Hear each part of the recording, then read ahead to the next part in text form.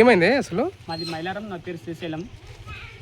Night కిరాణా shop కాడికి వెళ్తుంటే ఒక షాప్ బంద్ ఉంది, ఇంకో షాప్ కాడికి పోతుంటే మా ఇంటికాడికి వచ్చామని చెప్పేసి ఇట్లా మళ్ళీ ఇట్లా తిరిగి వస్తే అడ్డం వచ్చి కొట్టిండు.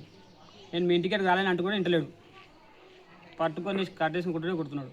మీకు ఏమన్నా పాత ఏమన్నా పగలు ఉన్నాయా? పాత కక్షలు అయితే మాకు ఏం లేవు, ఎలాంటి పాత కక్షలు లేవు. అసలు కొట్టేళ్ళు ఎవరు? కొట్టేలు బీఆర్ఎస్ పార్టీ మాజీ ఉప సర్పంచ్ వెంకటయ్య.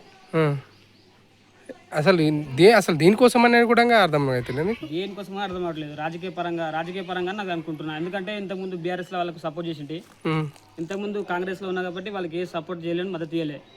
అప్పటి నుంచి నన్ను కుడదాం అని చెప్పేసి ఇట్లా ఊళ్ళు అంటుంటే విన్నా. ఇక నేను పట్టించుకొని చూద్దాం అన్నట్టు లైట్ తీసుకున్నా, లైట్ కొట్టారు. ఇప్పుడు నీకు దెబ్బ కొట్టే వరకు తెలియదు అసలు. నాకు ఎంతో ఇట్లా వస్తున్నా, నాకు కట్టేసుకొని వస్తున్నా, ఎడుకొస్తున్నా అనుకుంటున్నా. వచ్చి కట్టే తీసుకునేసి రపా కొట్టేస్తున్నాడు. ఇక నీతో ఏం మాట్లాడలేదు, నాతో ఏం మాట్లాడలేడు. ఇవి పర్సనల్ గొడవలా లేకపోతే రాజకీయ కక్షల?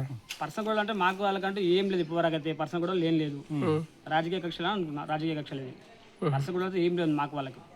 మీ ఊరోళ్ళకి మనం చెప్పినావు మరి ఇట్లా కొట్టిండ్రు? మా ఊళ్ళ కంటే ఎవరు రాలేరు నా వెనకాల. మా వాళ్ళు ఎవరు చెప్పలేదు. నైట్ వచ్చిన పిఎస్లో కంప్లీట్ చేసి పొద్దున్న వచ్చిన వాళ్ళకి. మరి సిఐ ఏమంటున్నాడు? సార్ పొద్దున్న రా అని చెప్పిండు. పోలే, ఇంకా హాస్పిటల్ చూపించుకున్నా పోలేను. ఇక్కడ ఎత్తి కొట్టిండు సార్, ఎత్తి బాగానే వాకు వచ్చింది.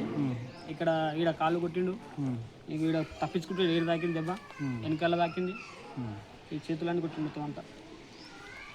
సీసీ ఫుటేజ్ ఉంది ఆల్రెడీ నా దగ్గర, రికార్డింగ్ ఉంది. ఆయన కొట్టింది. వెంటనే పడ్డాడు, లేచితే ఎంటబడి వస్తుంటే ఆయన కింద పడ్డాడు, తప్పించుకుంటే ఆయనకట్టే ఆయన తాకింది. మళ్ళీ నేను కొట్టినా అని చెప్పేసి కంప్లైంట్ ఇచ్చిన మీద. నాకు ఆయన నుండి ప్రాణహాని ఉంది. నాకు ఏం చేయాలో అర్థం అవ్వట్లేదు. పొద్దున కూడా చేనుకి వెళ్తే అలా బాబు వచ్చిండు.